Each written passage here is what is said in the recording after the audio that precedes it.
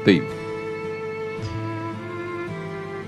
Kita akan angkat kisah Nabi Ishaq ibnu Ibrahim yang dikatakan oleh Rasulullah sallallahu alaihi wasallam, innal karim ibnal karim ibnal karim Yusuf ibnu Ya'qub ibnu Ishaq ibnu Ibrahim.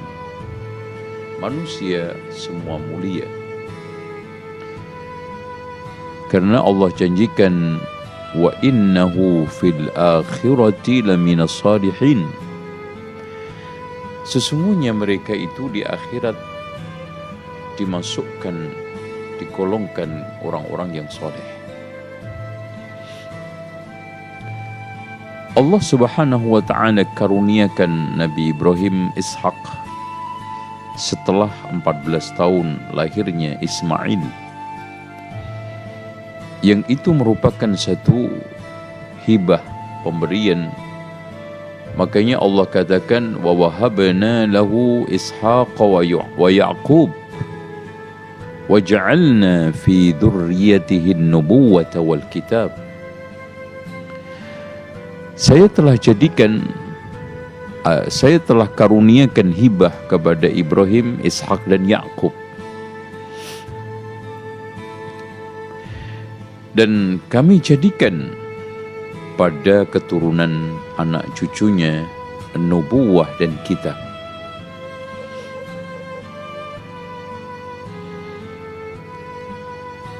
Dan itu pun setelah Nabi Ibrahim alaihissalam umur 120 tahun, ya, atau 100 lebih tahun dalam satu riwayat.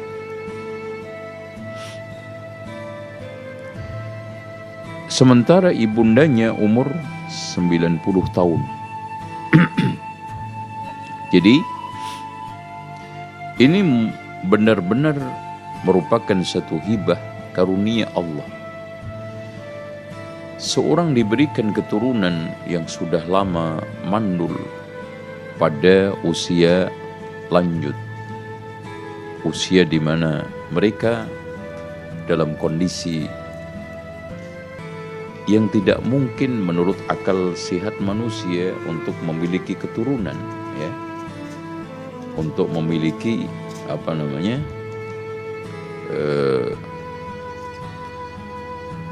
anak lagi, ya, karena sudah nenek-nenek. Bahkan ketika datang malaikat memberikan satu kabar, maka istri Nabi Ibrahim merasa terheran-heran sambil menampar-nampar pipinya. Tapi itulah kuasa Allah, itulah kehendak Allah. Makanya Allah subhanahu wa ta'ala menegaskan di dalam surat As-Saffat, ya, wa basyarnahu bi Ishaqa nabiyyan minas salihin. Telah berikan kabar gembira kepada Nabi Ibrahim akan kelahiran Ishaq, dan dia termasuk orang-orang soleh, ya. Wa barakna alaihi, masya Allah, Allah berkahi Nabi Ibrahim, wa ala Ishaq wa min durriyatihima muhsinun wa zalimun li nafsihi mubin. Taib.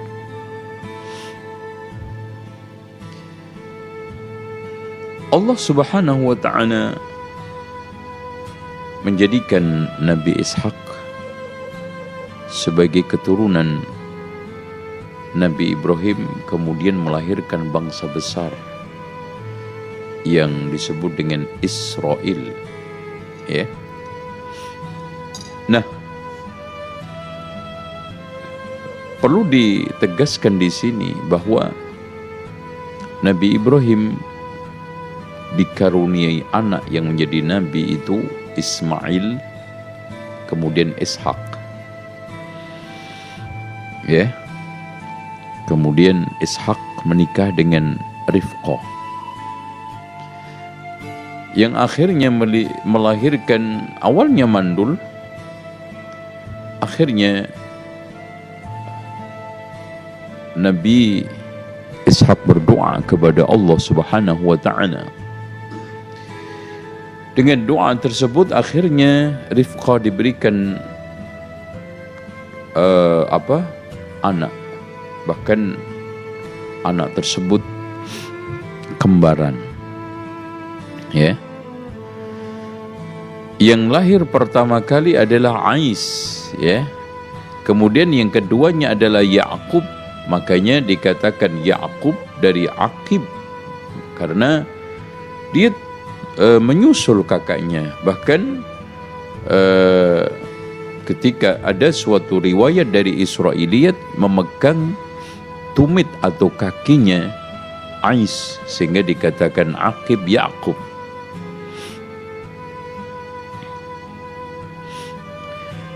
Nah, ada suatu cerita Israiliyat proses lahirnya dan juga besarnya Ya'qub dengan Aisu. Ya, kenapa akhirnya Nabi Ya'qub menjadi Nabi, Ais tidak? Di dalam Israiliyat disebutkan secara umum Nabi Ishak sangat condong dan sayang kepada Ais, dan sebaliknya ibunya lebih sayang kepada Ya'qub, dan itu suatu watak kebiasaan dan naluri orang tua. Biasanya anak pertama lebih condong kepada ayahnya, dan anak terakhir itu lebih condong kepada ibunya. Akhirnya pada suatu ketika, karena Ais ini ahli memburu dan sekali juga memasak hasil buruan, maka ketika Nabi Ishak kelaparan, maka memerintahkan Aisu supaya berburu, dan kemudian hasil buruannya dimasak, disajikan oleh ayahandanya. Pergilah Ais, dan tidaklah Nabi Ishak diberikan sajian makanan selalu mendoakan, selalu bersyukur, berterima kasih. Dan kondisinya ketika itu Nabi Ishak dalam kondisi buta, sehingga menyajikan, siapa yang menyajikan tidak tahu. Karena sayangnya ibu kepada Ya'qub, kesempatan menyajikan makanan ini dimanfaatkan sang ibunya agar Ya'qublah yang menyajikan supaya mendapatkan doa Nabi Ishak sehingga dia menjadi nabi. Dipakailah pakaiannya Ais, kemudian karena Ais ini tubuhnya banyak bulunya sementara Ya'qub tidak, maka di dalam riwayat tersebut diberikan satu pakaian bulu dari kulit kambing yang berbulu. Maka pada saat ini siapa yang menyajikan makanan ini? Karena Nabi Ishak buta. Anakmu wahai ayanda, tidak bertanya juga anak siapa, langsung didoakan. Semoga Allah Subhanahu wa Ta'ala memberikan kebaikan, keberkahan, dan menjadikan kamu bagian daripada nubuwah. Ya. Bismillah. Nah, dianggapnya dia adalah Nabi Ais. Ternyata setelah selesai semua, tidak selang lama Ais datang dan memasak hasil buruan dan disajikan kepada ayahandanya. Wahai ayahanda, inilah hasil buruan saya, sudah saya masak, sudah saya siapkan untuk ayahanda. Loh, bukannya kamu telah menyuguhkan suguhan makanan? Oh enggak, wallah tidak.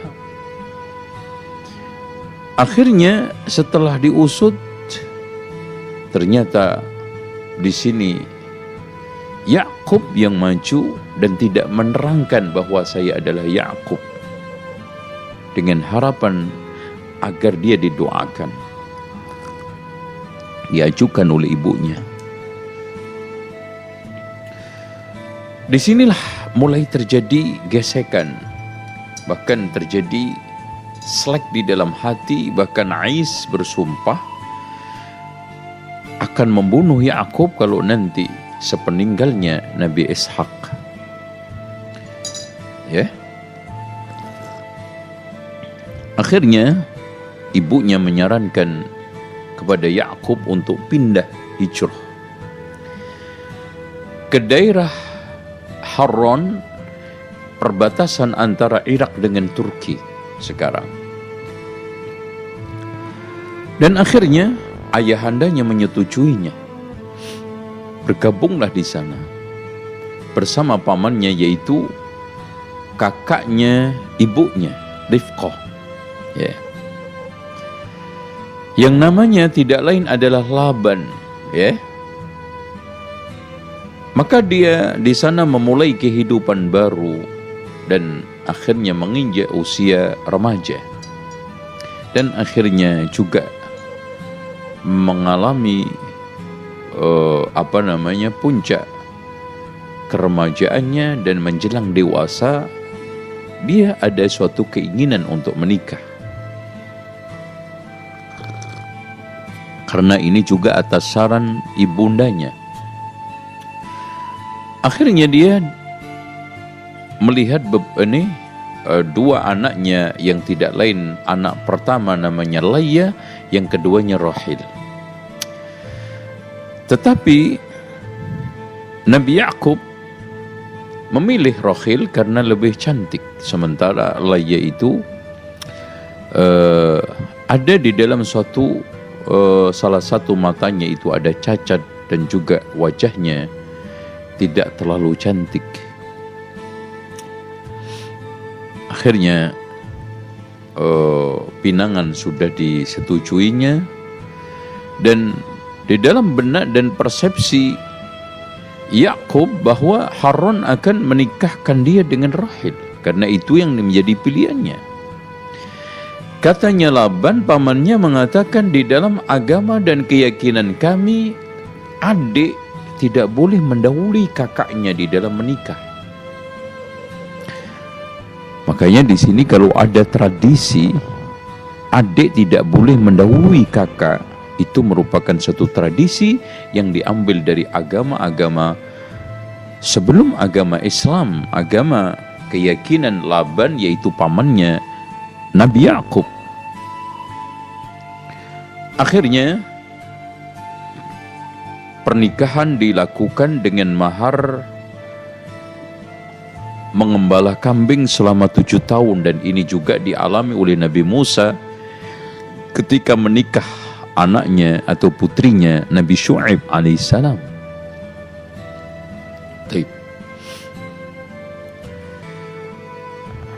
Maka dengan satu berat hati Nabi Yakub menyetujuinya, dengan harapan setelah itu dia bisa menikah dengan Rahil, dan harapan itu ternyata terpenuhi. Sehingga dari sini menunjukkan bahwa syariat antara umat dengan umat lain, nabi dengan nabi lain itu berbeda. Kalau di syariatnya Nabi Muhammad SAW boleh adik dahului kakak, tapi tidak boleh adik kakak dipersatukan dalam satu ikatan pernikahan. Sementara di dalam syariatnya Laban dibolehkan adik kakak diikat di dalam satu tali pernikahan, tapi di dalam proses menikah adik tidak boleh mendahului kakak. Ya. Tapi disitulah kuasa Allah, hikmah Allah, akhirnya Layya bisa memberikan kepada Nabi Yakub 6 putra. Ya, yang pertama adalah Rabil, kemudian yang kedua Syam'un, yang ketiganya Lawa, yang keempatnya Yahuda, yang kelimanya adalah Isyakhor, ya, dan yang keenamnya adalah Zabilun. Nah, kemudian Laya ini menghadiahkan kepada Nabi Yakub budaknya, ya, budaknya yang namanya Balha, melahirkan dua anak yang tidak lain adalah Jab sama Ushaim, ya.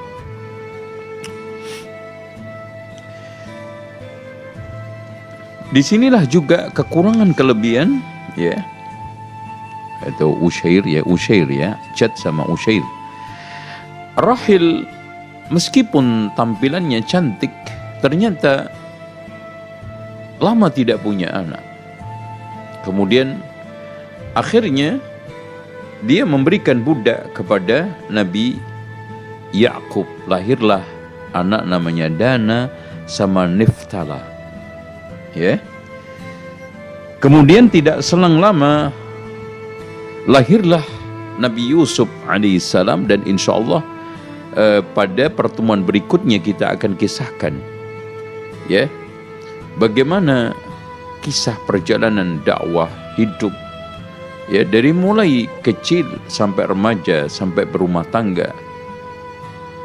Banyak berbagai macam ujian, cobaan, dan kebesaran-kebesaran Allah terjadi pada diri Nabi Yusuf. Bahkan tidak ada satu nabi pun yang dikisahkan oleh Allah di dalam Al-Quran lengkap satu surat kecuali hanya Nabi Yusuf alaihissalam. Tapi sebelumnya insya Allah kita akan kisahkan kisah Nabi Yakub bersama pembangunan Baitul Maqdis, ya.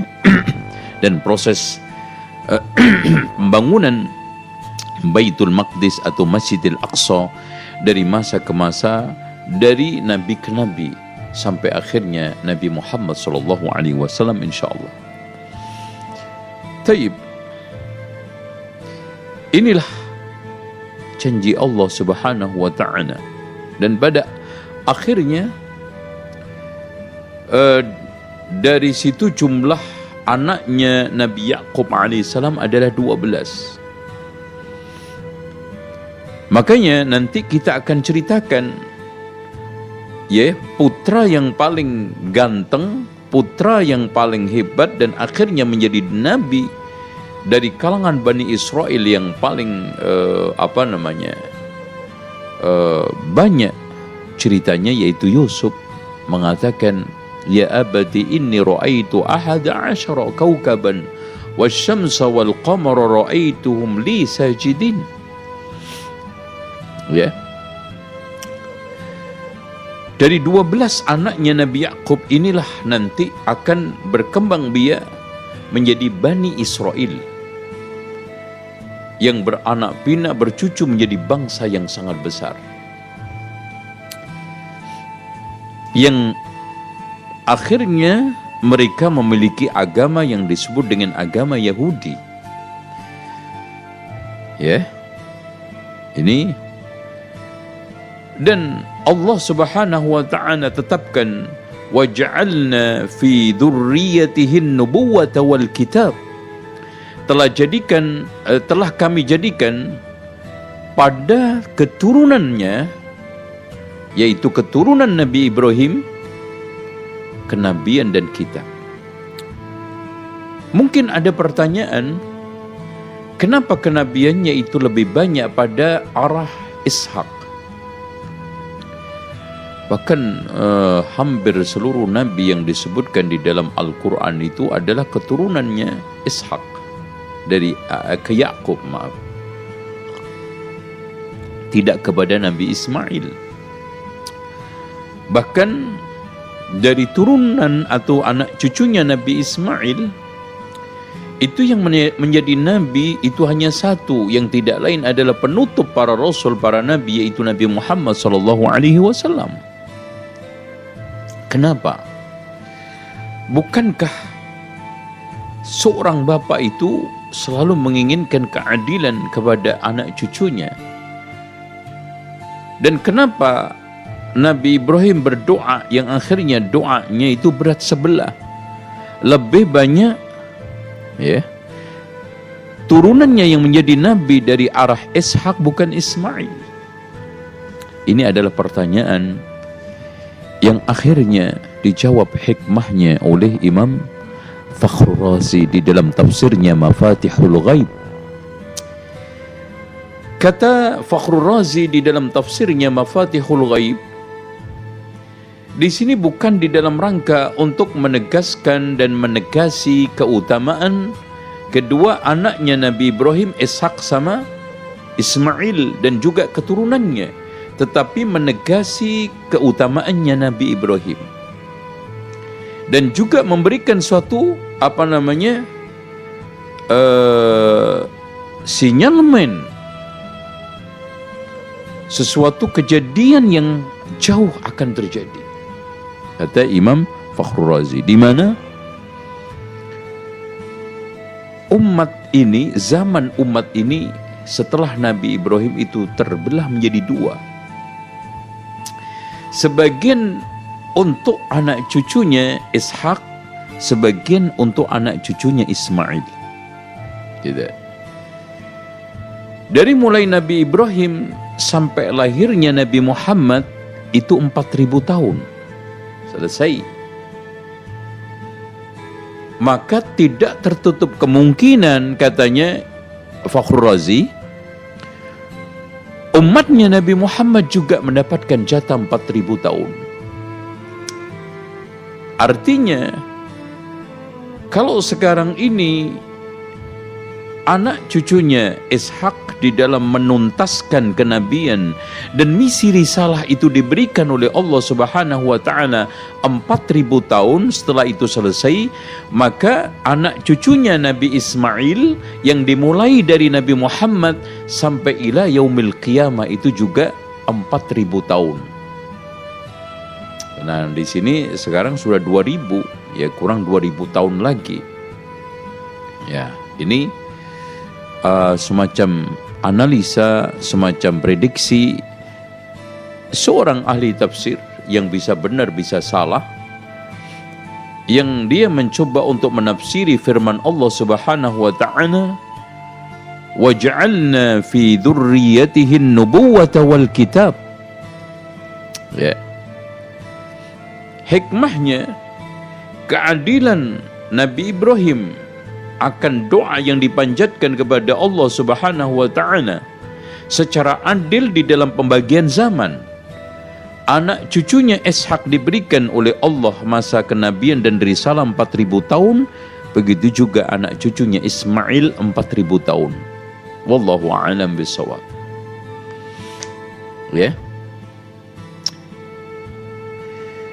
Dan ikhwah sekalian yang dirahmati oleh Allah Subhanahu wa taala, akhirnya Nabi Ishak dikubur di daerah Habrun, yaitu di Ardul Kan'an, Kan'aniyin, di bumi di mana Habrun atau Hebron itu dulu adalah tanah yang dibeli oleh Nabi Ibrahim.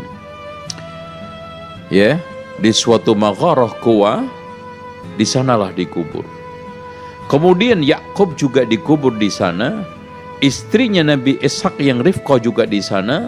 Makanya kalau kita kunjungan ke daerah Hebron, ya, atau daerah namanya Khalil yang sekarang ini di dalam kekuasaan Yahudi Zionis, ya, Hebron, di sana ada kuburan Nabi Ibrahim, ada kuburan Ishak, ada kuburan Yakub, ada kuburan Rifqah. Dan saya katakan tadi, mereka atau Nabi Yakub akhirnya memiliki 12 anak. Ya, ada akhirnya nanti akan berkembang biak membesarkan umat Bani Israel yang menyebar menjadi bangsa yang Allah takdirkan berserakan di berbagai tempat. Ini sebagai bentuk ancaman, ya, karena Allah Subhanahu wa taala memberikan ancaman kepada Yahudi Bani Israel, ya, akan diazab oleh Allah Subhanahu wa taala 2 kali. Ya. Dan kedua azab itu dijadikan umatnya bercerai-berai, dibantai. Ya. Dan keduanya ini belum terjadi. Ya. Yang dahulunya sudah dibantai oleh Bukhayt-Nasr habis-habisan. Bahkan anak dan juga wanita-wanitanya dijadikan tawanan besar-besaran oleh Bukhayt-Nasr, diusung ke Persia. Di antara istrinya, Bukhayt-Nasr adalah salah satu tawanannya. Kemudian pada zaman Rasulullah SAW juga mereka diusir, dibuang, bahkan di antara mereka dibunuh oleh Rasulullah SAW karena pengkhianatannya. Pada zaman era belakangan juga mereka dibantai ya, oleh Nazi. Jutaan mereka meninggal dunia dengan cara yang sangat mengenaskan dan perih memprihatinkan. Dan suatu ketika nanti mereka akan mengalami itu bahkan 2 kali. Yang dikatakan oleh Allah Subhanahu wa ta'ala.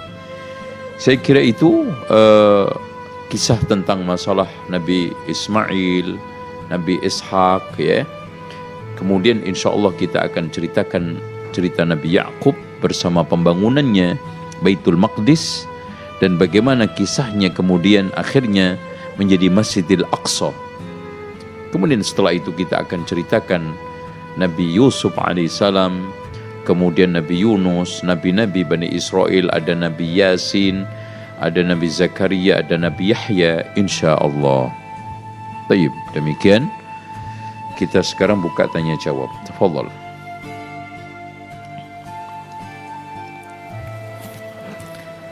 Ikhwani wa akhwati fillah, azani Allah wa iyyakum. Alhamdulillah telah kita simak dan dengarkan bersama ilmu yang telah disampaikan oleh guru kita Al-Ustaz Zainal Abidin LCM Hafizahullah. Mudah-mudahan ilmu yang telah beliau sampaikan bermanfaat untuk kehidupan dunia dan akhirat kita, dan semoga Allah Subhanahu wa taala memberikan kita kemampuan untuk mengamalkan ilmu tersebut. Sebelum kita buka pertanyaan melalui pemirsa dan pendengar, kita akan mengikuti jeda berikut ini. Bismillahirrahmanirrahim. A'udzu billahi minasy syaithanir rajim. Bismillahirrahmanirrahim. Wat-tur wa kitabim mastur fi raqqim mansyur wal baitil ma'mur was-saqfil marfu' wal bahril masjur inna 'adzaba rabbika lawaqi' ma lahu min dafi' yawma tamuru as-samaa'u mawra wa tasirul jibalu sayra fawailu yawma idzil lil mukadzibin alladzina hum fi khawdin yal'abun yawma yud'una ila nari jahannama da'a hadhihi an-narul lati kuntum biha tukadzibun afasihrun hadza am antum la tubsirun islauha fasbiru aw la tasbiru sawa'un 'alaikum innama tujzauna ma kuntum ta'malun innal muttaqina fi jannatin wa na'im fakihina bima atahum rabbuhum ووقاهم ربهم عذاب الجحيم كلوا واشربوا هنيئا بما كنتم تعملون متكئين على سرر مصفوفة وزوجناهم بحور عين والذين آمنوا واتبعتهم ذريتهم بإيمان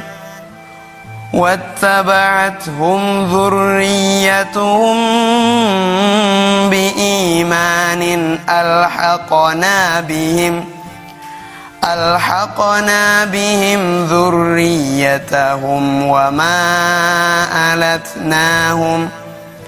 وما ألتناهم من عملهم من شيء كل امرئ بما كسب رهين وأمددناهم بفاكهة ولحم مما يشتهون يتنازعون فيها كأسا لا لغو فيها ولا تأثيم ويطوف عليهم غلمان لهم كأنهم لؤلؤ مكنون وأقبل بعضهم على بعض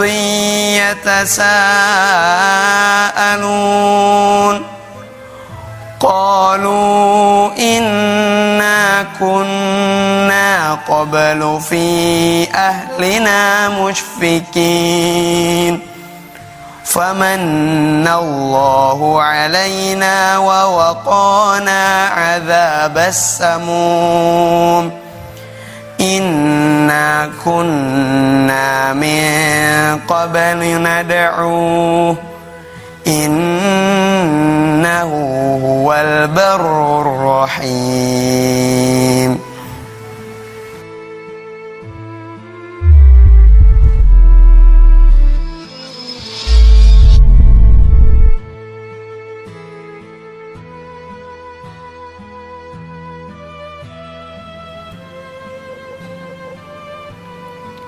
Ikhwani wa akhwati fillah, azan ya Allah wa iyyakum. Marilah kita lanjutkan kembali melalui pertanyaan, baik melalui pertanyaan pesan singkat atau via telepon. Kami informasikan kembali kepada seluruh pemirsa dan pendengar yang ingin bertanya melalui telepon atau pesan singkat di 0811 80333389. Kami ulangi kepada seluruh pemirsa dan pendengar yang ingin bertanya melalui via telepon atau pesan singkat di 0811 80333389. Kami informasikan juga pada seluruh pemirsa dan pendengar yang ingin telepon secara langsung, dimohon untuk mengecilkan volume TV atau radio agar kami di studio dapat mendengar pertanyaan tersebut dengan jelas. Ya, kita buka pertanyaan pertama melalui pesan singkat, Ustaz. Assalamualaikum warahmatullahi wabarakatuh, Ustaz. Bagaimana cara atau metode Nabi Ishak ketika menyebarkan dakwah agama Islam? Mohon dijelaskan, Ustaz. Syukran. Silakan, Ustaz.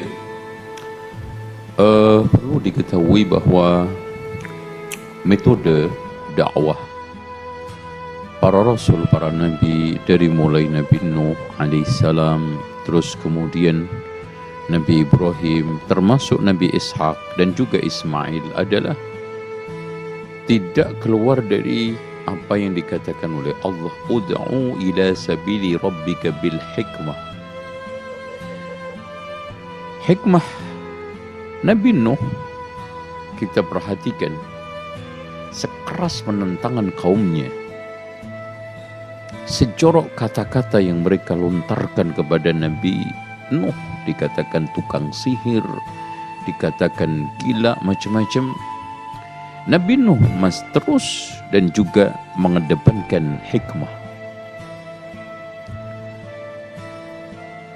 bahkan memberikan satu ungkapan persuasif, pendekatan-pendekatan yang santun, yang beliau katakan Allah Subhanahu wa ta'ala diajak untuk istighfar, diajak untuk bertaubat kembali kepada Allah. Ya. Begitu juga Nabi Musa alaihissalam. Ya. Penentangan demi penentangan dan juga bantahan demi bantahan kaumnya dihadapi dengan hikmah. Begitu juga Nabi Isa, Nabi Ismail, Nabi Ishaq. Kemudian wal mau'izatil hasanah. Ya. Mau'izatul hasanah ini juga dilakukan oleh semua para rasul, para nabi, termasuk Nabi Yasin. Ya. Mau'izah yang diberikan oleh Nabi Nuh, faqultu astaghfiru rabbakum innahu kana ghafara. Mau'izah yang diberikan oleh Nabi Hud kepada kaumnya, ya qaumi ibudullaha ma lakum min ilahin ghairuh. Nabi Ibrahim juga kepada Namrud, kepada bapaknya, kepada kaumnya, ya abati la ta'budi syaitan. Ini adalah mau'izatul hasanah. Kemudian wajadilhum billati hiya ahsan, jidallah dengan cara yang ahsan. Ini adalah metodenya. Adapun materinya, para rasul, para nabi semuanya menekankan tauhid. Makanya kalau kita membaca, kalau kita mengamati dan kita mencermati, semua nabi hampir mengatakan ya qaumi ibudullaha ma lakum min ilahin ghairuh. Wahai kaumku, sembahlah Allah saja, tidak ada Tuhan bagi kalian selain Dia. Makanya Allah tegaskan di dalam surat An-Nahl, wa laqad ba'atsna fi kulli ummatin rasulan an i'budullaha wajtanibut taghut. Hendaknya menyembah Allah dan menghindari taghut. Sehingga Rasulullah SAW juga disuruh oleh Allah menegaskan, qul hadhihi sabili ad'u ila Allah ala basiratin ana wa man ittaba'ani wa ma ana minal musyrikin. Coba, yang ditegaskan, yang dikuatkan, yang diprioritaskan adalah syirik, yang itu lawan daripada tauhid. Makanya ketika Allah Subhanahu wa ta'ala memberikan satu penerangan, penjelasan kepada kita semua bagaimana tata cara, bagaimana bekal yang nanti kita bawa menghadap Allah, faman kana yarju liqa'a rabbih falyamal 'amalan salihan wa la yusyrik bi ibadati rabbih ahada. Dengan demikian benar apa yang ditegaskan oleh Syekh Nasruddin Al-Albani, at-tauhidu awalan du'ad. Tauhid pertama kali, wahai para da'i. Kalau kita perhatikan penekanan demi penekanan yang Allah sampaikan di dalam surat Nuh yang menceritakan tentang dakwahnya Nabi Nuh adalah ketika para rasul, ketika para sahabat diutus oleh Rasulullah SAW untuk berdakwah, baik itu Abu Musa al-Ash'ari, baik itu sekarang Mu'ad bin Jabal, baik itu yang lainnya seperti Mus'ab ibnu Umair, selalu diberikan satu penegaskan, innama bu'ithu muyassirin walam tub'athu mu'assirin. Kamu diutus itu untuk mempermudah, memberikan satu kemudahan di dalam tata cara beragama, bukan mu'assirin. Tapi tolong dicamkan, ini bukan berarti beragama itu mencari-cari yang mudah. Kalau enggak mudah bukan agama, ini bahaya juga. Kita jangan sampai dibalik-balik agama itu mudah Tapi mudah itu bukan agama, alias yang diakui sebagai ajaran agama adalah yang mudah-mudah. Yang sulit-sulit menurut nafsu mereka dikatakan bukan bagian daripada agama. Sehingga mereka yang beragama atas dasar kemudahan alias cari yang mudah-mudah saja diberikan merek rahmatan lil alamin. Sementara mereka yang tidak memberikan satu kemudahan menurut versi hawa nafsu mereka, menurut versi keinginan dan kecondongan nafsu mereka, dikatakan Islam radikal ke, Islam ekstrim ke, fundamental dan berbagai macam istilah-istilah yang lainnya. Itu tata cara dakwah yang dilakukan oleh para rasul, para nabi, termasuk Nabi Ishaq alaihissalam. Wallahu a'lam. Barakallahu fikum Ustaz atas jawaban yang sangat bermanfaat. Demikian jawaban melalui penanya, melalui pesan singkat. Mudah-mudahan dapat dipahami apa yang disampaikan oleh Ustaz. Ya, kami informasikan kembali kepada seluruh pemirsa dan pendengar yang ingin bertanya baik melalui via telepon atau pesan singkat di 0811 803389. Ya, kita lanjutkan kembali Ustaz pertanyaan melalui pesan singkat. Bismillah Ustaz, izin bertanya. Apakah yang disembelih itu Nabi Ishaq alaihissalam, bukan Nabi Ismail alaihissalam? Mohon disertakan dalilnya Ustaz. Jazakallahu khairan.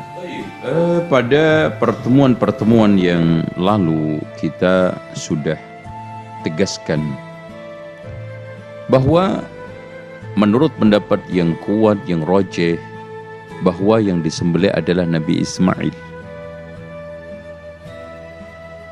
Karena di dalam firman Allah Subhanahu wa taala di dalam surat Shaf, ya, As-Saffat, ya, kita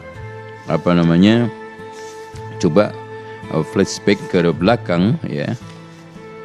Allah Subhanahu wa taala memberikan satu penjelasan yang cukup tegas, ya. Fabasyarnahu bighulamin halim, ya. Kami berikan satu kabar gembira, satu gulam yang halim, ya. Falamma balagha ma'ahu sa'ya, ketika sampai pada usia yang sudah mulai menginjak balik, yang tidak lain ketika itu adalah umur 13 tahun, 14 tahun. Qala ya bunayya inni ara fil manami adbahuka fanzur madza tara. Kemudian yang menjadi suatu penguat hadis Rasulullah sallallahu alaihi wasallam, di mana ketika Ka'bah itu dibuka ditemukannya qarnul kibash, yaitu tanduknya kibash, yaitu kambing, sebagai pengganti Nabi Ismail. Bahkan kata Imam Ibnu Katsir, ini dalil yang paling terkuat yang menunjukkan bahwa yang disembelih itu adalah Ismail, bukan Ishaq. Ya. Dengan demikian, dengan berbagai macam uraian para ulama dan juga berdasarkan ungkapan, karena Allah Subhanahu wa taala menegaskan di situ fabasyarnahu bisyarah 2 kali. Ya, surat As-Saffat ayat 101 sampai 110 kita bisa lihat Allah Subhanahu wa taala di dalam surat As-Saffat itu memberikan bisyarah anak 2 kali. Dan itu tidak mungkin kedua kalinya itu untuk satu orang, ya, karena pengulangan itu sangat tidak elok, ya. Karena pertama kali fabasyarnahu bihulamin halim, kemudian bisyarah kepada Nabi Ishaq yaitu bihulamin alim, ya. Dengan demikian, apa yang sekarang ini ditegaskan oleh para ulama seperti Imam Ibnu Katsir dan yang lainnya, bahwa yang disembelih adalah Nabi Ismail, ya. Wallahu a'lam. Ada lagi? Barakallahu fikum Ustadz atas jawaban yang sangat bermanfaat. Demikian jawaban melalui penanya pesan singkat. Mudah-mudahan dapat dipahami apa yang disampaikan oleh Ustadz. Kami informasikan kembali kepada seluruh pemirsa dan pendengar yang ingin bertanya melalui via telepon atau pesan singkat di 0811 8033389. Ya. Kita lanjutkan kembali Ustadz melalui pertanyaan pesan singkat. Ya, kita beri kesempatan kepada penelepon Ustadz. Ya, silakan. Assalamualaikum. Assalamualaikum. Waalaikumsalam warahmatullahi wabarakatuh. Dengan Ibu siapa dari mana? Dengan dari Kalimantan Tengah. Ya. Silakan. Ya, silakan Ibu pertanyaannya. Halo. Ya. Silakan Ibu, kami sudah mendengar. Halo. Iya, iya. Ya, Ibu silakan. Ini tentang masalah penguburan jenazah itu. Ini kan begini. Masalah tanggungan seperti mayit itu tidak punya hutang. Cuma ahli waris atau pihak yang ditinggalkan ketika menguburkan itu kan ada biaya. Sementara membiayai penguburan itu kita berhutang dahulu Ustaz. Sementara untuk kita membayar itu dicicil 1 bulan, per bulan 1 juta seperti itu. Hutang itu habis sampai 7 juta, soalnya habisnya 7 juta. Itu gimana Ustaz? Apakah membebani si mayit atau gimana Ustaz? Mohon penjelasannya Ustaz. Iya. Iya. Mohon maaf Ibu, kami di studio belum bisa menangkap pertanyaan Ibu dengan jelas. Dimohon Ibu ya secara singkat saja Ibu pertanyaannya biar kami bisa menangkap pertanyaan Ibu. Secara singkat saja. Iya. Iya. Iya. Iya, iya Ustaz, mohon penjelasannya tidak jelas Ustaz dari sini. Assalamualaikum. Salam.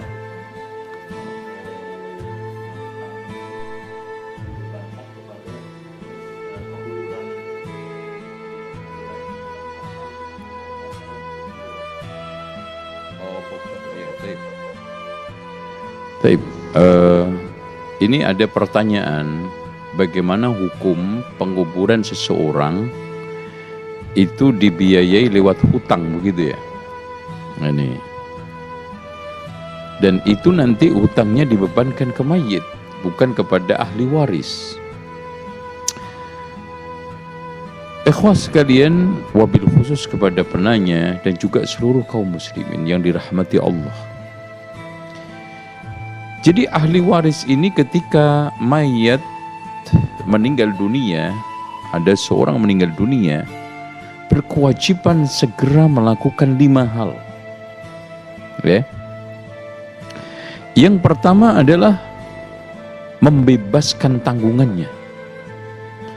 Entah itu tanggungan di kantornya, tempat kerjanya, tetangganya, saudaranya. Ya. Tanggungan itu kecil, sedang atau besar. Umpamanya sebelum meninggal dunia dia pinjam HP, dia pinjam motor, atau mungkin pinjam peralatan rumah tangga, dikembalikan.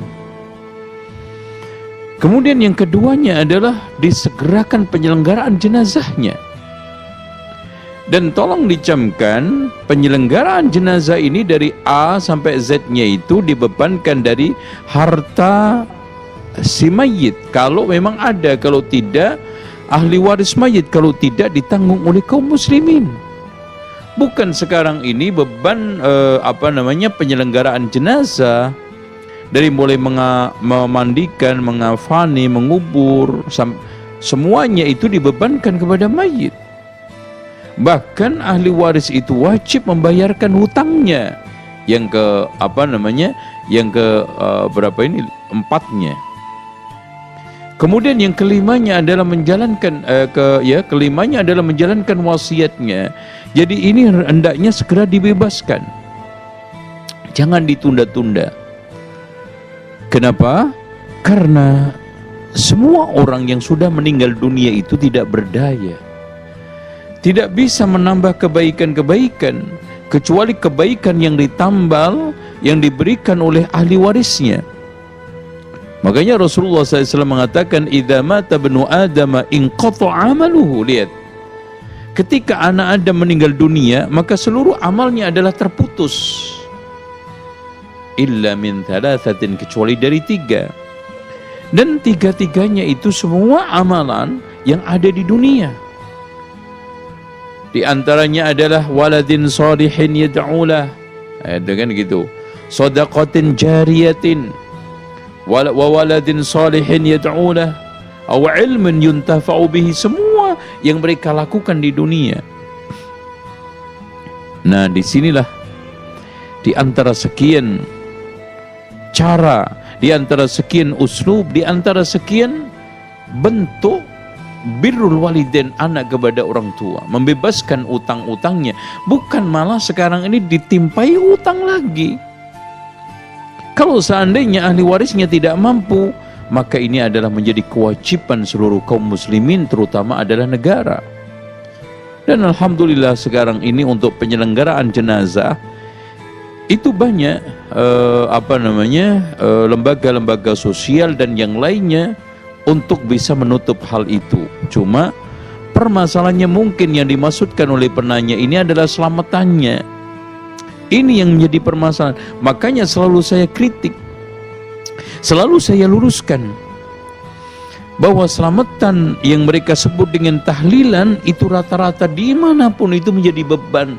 Cuman beban itu sudah menjadi tradisi, sudah dibenarkan oleh tokoh, dijustifikasi oleh umat, dan menjadi sesuatu ikatan sosial, bahkan sudah ikatan tradisi, bahkan kalau tidak melakukan itu mendapatkan satu sanksi-sanksi moral, maka keberatan-keberatan itu hilang semuanya karena tadi itu tekanan. Secara fair, secara objektif, aslinya orang itu tidak terbebani oleh suatu beban kecuali yang dibebani oleh syariat. Makanya betul kata Imam Ibnu Hazm, sebaiknya seorang muslim tidak menyusahkan dirinya untuk menyenangkan orang lain sementara di syariat tidak ada pujiannya. Tuh, tolong diperhatikan. Artinya jangan sampai kita di dalam kehidupan ini menyusahkan diri kita dalam rangka untuk menyenangkan orang lain yang tidak ada pengesahan dari syariat, tidak mengandung surga dan juga tidak mengandung faedah dunia akhirat. Sementara sifat seorang mukmin muslim adalah min husni islamil mar'i talqu ma la ya'ni, pertanda kebaikan Islam seseorang bisa meninggalkan suatu yang tidak ada gunanya. Ya, wallahu a'lam bishawab. Ada lagi? Barakallahu fikum Ustaz atas jawaban yang sangat bermanfaat. Demikian jawaban melalui via telepon, mudah-mudahan dapat dipahami. Ya, kita buka kembali Ustaz pertanyaan melalui via telepon. Assalamualaikum. Waalaikumsalam. Ya, dengan Bapak siapa, dari mana? Ya, dengan Bapak ini, Pak. Ya, silakan Bapak pertanyaannya. Ini luar ini mungkin ya, apa mengenai sholat ini, sholat rawatib. Ya. Sholat rawatib itu kan ada kawan yang masih melakukan sholat qobliyah asar dan isya. Ada yang mengatakan isya itu ada, asar itu juga ada. Jadi yang sebenarnya bagaimana ini Pak? Ya, terima kasih Bapak. Ya, demikian. Assalamualaikum warahmatullahi wabarakatuh. Waalaikumsalam warahmatullahi wabarakatuh. Menanyakan sholat qobliyah asar ya. Baik. Perlu ditegaskan di sini kalau yang dimaksudkan sholat qobliyah ini seluruh sholat sunnah sebelum sholat itu qobliyah dari kalimat qabl. Maka setiap sholat itu ada sholat. Artinya sebelum sholat wajib itu ada sholat. Kenapa? Berdasarkan umumnya hadis Rasulullah SAW, ma baina kulli adhanaini sholatun. Antara dua adzan yaitu adzan qomat ada selalu sholat. Ya. Oleh karena itu hendaknya diperhatikan kalau yang dimaksudkan sebelum salat asar ini adalah qabliyah maksudnya tadi atau sebelum isya, maka betul ada. Tetapi kalau sekarang ini yang dimaksudkan sebelum asar 4 rakaat, ini memang debatable ya. Diperselisihkan tajam oleh para ulama. Bahkan Syekhul Islam Ibnu Taimiyah menegasi bahwa hadis tentang masalah rahimallahu mra'an shalla arba'an qabla al-'asr, semoga Allah merahmati seorang yang salat 4 rakaat sebelum asar, ini hadisnya adalah dhaif jiddan. Tetapi ada yang mengatakan dari jalan lain ini hadisnya adalah hasan, sehingga hadis ini adalah hasan li ghairihi. Dengan demikian di antara Syekh Jibrin dan yang lainnya memberikan satu solusi bahwa kalau ini dijadikan sebagai dalil akan kerutinan sholat 4 rakaat tersebut tidak, tetapi kalau sekarang hanya kadang-kadang, maka dibolehkan berdasarkan hadis yang hasan di ghairihi tadi, yang memang kebanyakan para ulama mendhaifkan. Wallahu a'lam bishawab. Jadi kalau yang dimaksudkan sholat sunnah sebelum sholat fardu itu ada secara mutlak, karena secara umum Rasulullah mengatakan ma baina adzanaini sholatun, di antara 2 adzan itu ada selalu sholat, maksudnya sholat sunnah. Wallahu a'lam. Barakallahu fikum Ustaz atas jawabannya sangat bermanfaat. Demikian jawaban melalui penanya via telepon, mudah-mudahan dapat dipahami apa yang disampaikan Al Ustaz. Alhamdulillah, ini adalah pertanyaan terakhir. Kami mohon maaf kepada seluruh pemirsa dan pendengar yang bertanya melalui pesan singkat, belum bisa kami jawab hari ini karena keterbatasan waktu. Insya Allah kita akan bertemu kembali di kajian yang akan datang. Mudah-mudahan ilmu yang telah disampaikan oleh guru kita Al-Ustaz Zainal Abidin LCM Hafizahullah dapat kita pahami dan dapat kita praktikkan dalam kehidupan kita sehari-hari. Dan kami persilakan kepada Al-Ustaz untuk memberikan kesimpulan kajian pada sore hari ini. Perlu disimpulkan di akhir daripada kajian ini bahwa Nabi Ibrahim alaihissalam adalah Abul Anbiya. Bahkan hampir seluruh para rasul, para nabi itu dari keturunan Nabi Ibrahim,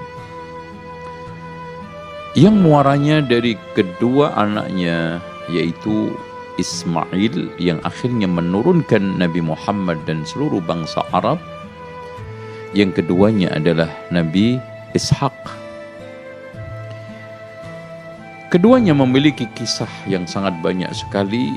Intinya bahwa keduanya adalah, kata Allah Subhanahu wa ta'ala, merupakan satu hibah, merupakan orang-orang yang salihin. Tentang polemik di antara para ulama tentang siapa yang disembelih, dan ini adalah keutamaan paling mendasar, maka menurut pendapat yang kokoh, yang kuat, yang disembelih adalah Nabi Ismail. Dengan dasar bahwa di dalam surat As-Saffat itu Allah tegaskan ada 2 bisyarah. Gak mungkin dua-duanya kembali kepada Ismail dan juga kembali kepada Ishaq. Dan yang sahih di dalam surat tersebut, fabasyarnahu bihulamin halim, adalah Nabi Ismail. Terus kemudian berikutnya fabasyarnahu bi Ishaqa nabiyyan, itu adalah Nabi Ishaq. Dan dalil yang paling kokoh, yang paling kuat dianggap oleh Imam Ibnu Katsir membantah semua sinyalemen, semua argumen adalah ketika Rasulullah SAW membuka Ka'bah, mendapati ketika itu masih ada sisa tanduknya kambing Nabi Ibrahim alaihissalam. Ya, ini adalah dalil yang paling terkuat. Dan di dalam kitab-kitab Israiliyat juga ditegaskan bahwa ketika itu Nabi Ibrahim menyembelih anaknya satu-satunya yang pertama, yang tidak lain adalah Ismail. Kemudian insya Allah pada pertemuan berikutnya kita akan membahas Nabi Ya'qub bersama aktivitasnya diantaranya adalah membangun Baitul Maqdis yang jaraknya antara pembangunan Masjidil Haram yang ketika itu Nabi Ibrahim membangunnya bersama Ismail setelah 40 tahun membangun Baitul Maqdis bersama Yakub. Kemudian setelah itu dibesarkan secara kolosal bangunan yang begitu megah oleh Nabi Sulaiman. Kemudian dipermegah lagi oleh Abdul Malik ibn Marwan dan sampai sekarang kondisinya dan insya Allah sejarahnya dan juga perkembangannya kita akan jelaskan lebih detail pada pertemuan berikutnya. Demikian, mudah-mudahan bermanfaat. Kita akhiri dengan doa kafaratul majlis. Subhanakallahumma wa bihamdika asyhadu an la ilaha illa anta astaghfiruka wa atubu ilaik. Wassalamualaikum warahmatullahi wabarakatuh.